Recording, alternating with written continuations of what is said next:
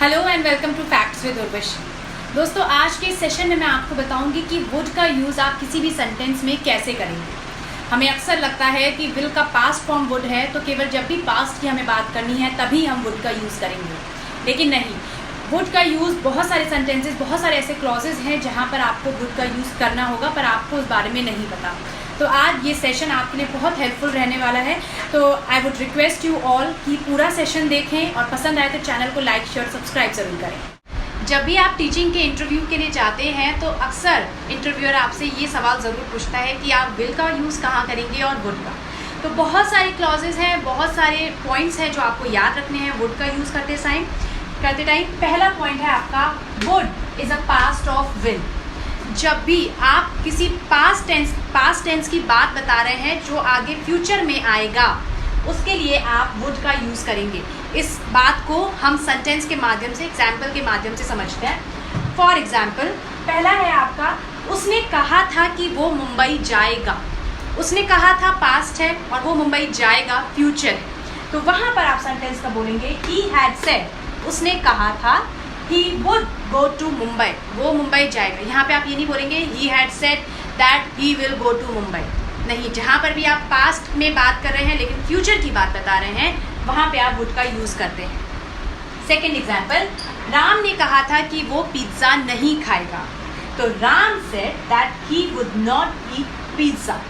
या present past indefinite है, Ram said that he would not eat pizza।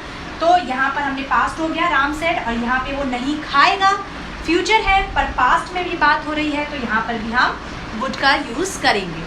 Similarly third example, I had informed you, मैंने तुम्हें inform किया था, ये पास्ट परफेक्ट हो गया, कि that I would reach office by 11, मैं ऑफिस 11 बजे तक पहुँच जाऊँगा। फ्यूचर की बात हो रही है लेकिन पास्ट में ये चीज़ कही गई थी, तो वहाँ पर भी हम वुड का यूज़ करते हैं। नेक्स्ट पॉइंट है रेपिटेशन इन पास्ट। जब भी हम कोई अपनी आदत बता रहे होते हैं जो हमने पास्ट में कभी करी होती हैं, वहाँ पर भी हम वुड का यूज़ करते हैं। बाय एग्जाम्पल हम इसको कैसे समझेंगे?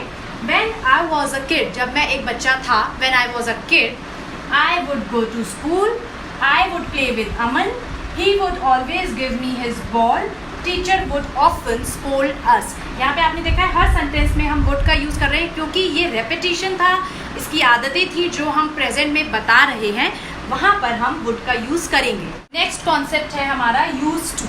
जैसे ही कॉन्सेप्ट हमारा कि जब भी पास्ट में रेपिटेशन होता है किसी भी चीज़ का, बार बार हम कोई चीज़ बताते हैं कि हम ऐसे करते थे, हम वैसे करते थे, ऐसा होता था, हम वहाँ जाते थे, वहाँ पे हम वुड का यूज़ करेंगे। लेकिन जब ता और था एक साथ आता है, जैसे कि उठता था, यहाँ पे आप देखिए ता और था एक साथ आ रहे हैं। I use to get up at 8, यहाँ पर हम बोलेंगे कि I use to get up at 8। लेकिन इसके बाद से जितने भी सेंटेंसेस होंगे उसमें हम यूज टू नहीं लगाएंगे। यूज टू हमारा मॉडल वर्ब है और वो फर्स्ट सेंटेंस में ही आप यूज़ करेंगे। अगर बाकी के सेंटेंस में भी आपने ऐसे कर लिया कि मैं खेलने जाता था, आई यूज टू प्ले, मैं खाना खाता था, आई यूज टू ईट, गलत हो जाएगा। I used to wake up at 8, then I would go to school, I would play with Aman, he would always give me his ball, teacher would often scold us। ये सारी as it is यहाँ पे आ जाएगा। Used to आप दोबारा नहीं इसमें use करेंगे। Often को अक्सर लोग often भी प्रोनाउंस करते हैं, दोनों तरीके करेक्ट हैं, आप किसी भी तरीके से इसको प्रोनाउंस कर सकते हैं। नेक्स्ट कॉन्सेप्ट है कंडीशनल टाइप 2 सेंटेंसेस के लिए। कंडीशनल सेंटेंसेस यानी कि अगर ऐसा होता तो वैसा होता, अगर मैं ये करता तो मैं वो करता। तो उन सेंटेंसेस को एग्जाम्पल्स के थ्रू हम समझेंगे। फॉर एग्जाम्पल, अगर मैं ज़्यादा खाता तो मैं मोटा हो जाता। इसको आप कैसे बोलेंगे? इफ़, अगर का हो गया इफ़ आई एट मच, अगर मैं ज़्यादा खाता, पास्ट की बात हो रही है, अगर मैं ज़्यादा खाता पास्ट की बात है, तो इसीलिए आप जो वर्ब है उसका सेकेंड फॉर्म आप यूज़ करेंगे। तो मैं मोटा हो जाता, तो यहाँ पे आप क्या बोलेंगे? If I eight much I would become fat, मैं मोटा हो जाता। हमेशा याद रखिए वुड के साथ आप वर्ब की फर्स्ट फॉर्म यूज करेंगे। यहाँ पे आपने पास्ट यूज करा है क्योंकि यहाँ पे वुड नहीं है, कंडीशनल है, इफ लगाया है, आई एट मच। लेकिन जब वुड आपने बोला तो यहाँ पे आप वर्ब की फर्स्ट फॉर्म लगाएंगे। अगला एग्जाम्पल, अगर मैं प्रधानमंत्री होता तो मैं आपकी मदद करता। यहाँ पे ध्यान देने वाली चीज़ है, if I were PM I would help you. यहाँ पर बहुत सारे लोग पूछेंगे कि आई के साथ हम वॉज का यूज़ करते हैं, तो यहाँ पर वर क्यों है? जब भी आप कंडीशनल सेंटेंसेस की बात करते हैं वहाँ पर सिंगुलर जो आपका प्रोनाउन है वहाँ पर भी उसके साथ आप प्लूरल ही यूज़ करेंगे, प्लूरल फॉर्म ही यूज़ करेंगे। यहाँ पे आप वॉज नहीं लिख सकते क्योंकि कंडीशनल सेंटेंसेस की बात हो रही है। तो यहाँ पे ये मैंने आपको बताया कंडीशनल सेंटेंसेस में आप कैसे वुड का यूज़ करेंगे। If I were you I would do this, if I were on your place I would go there. तो ये सेंटेंसेस आप ध्यान में रखिएगा। नेक्स्ट पॉइंट है आपका, वुड आपके दो सर्कमस्टांसेस में यूज़ होते हैं जहाँ पर किसी चीज़ की पॉसिबिलिटी हो या फिर हम किसी को कुछ ऑफर कर रहे हो, कुछ प्रपोजल दे रहे हो। पहली बात करती हूँ पॉसिबिलिटी की, I will go with you, मैं तुम्हारे साथ जाऊँगा। ये सर्टेन केस है, इसमें आप चेंजेस नहीं कर सकते। ये सर्टेन है, मैं जाऊँगा ही जाऊँगा, लेकिन मैं आपके साथ जा सकता हूँ, उसमें आप यूज़ करेंगे आई वुड गो विद यू। मतलब कि कंफर्म नहीं है, प्लान चेंज हो सकता है, मैं आपके साथ जा भी सकता हूँ, नहीं भी जा सकता हूँ।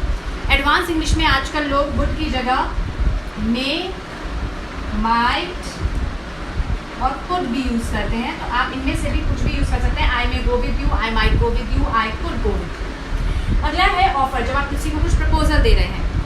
Would you come with me, अगर आप किसी से पूछेंगे क्या तुम मेरे साथ आओगे, तो वहाँ पर आप वुड बोलेंगे, आप विल नहीं बोलेंगे, क्योंकि विल का मतलब हो जाएगा कि आप उस पर धौंस दिखा के बोलेंगे will you come with me और नॉट। जब आप किसी से कुछ पूछ रहे हैं, प्रपोजल दे रहे हैं, तो वहाँ पे आप वुड का यूज़ करेंगे। कभी भी आप अगर किसी को चाय के लिए पूछ रहे हैं तो आप अक्सर बोलते हैं what would you like to have, आप ये नहीं बोलते what will you like to have. Would why, क्योंकि आप किसी से बहुत ही ज़्यादा हम्बल तरीके से पूछ रहे हैं। जहाँ पर भी आप हम्बली किसी से बात कर रहे हैं वहाँ पर आप वुड का यूज़ करेंगे, विल का यूज़ नहीं करेंगे। तो आज मैंने आपको बताया कि वुड का यूज़ आपने कहाँ करना है जब भी आप वुड का यूज़ कर रहे हैं, किन किन वर्ब्स का कहाँ फर्स्ट फॉर्म यूज़ होनी है, कहाँ सेकंड फॉर्म यूज़ होनी है, कहाँ थर्ड फॉर्म यूज़ होनी है। ये सारी चीज़ें आप कैसे ध्यान रखेंगे जब आप वुड का यूज़ कर रहे हैं। अगली बार फिर से एक सेशन में मुलाकात होगी। फिलहाल के लिए मुझे दीजिए इजाज़त। नमस्कार।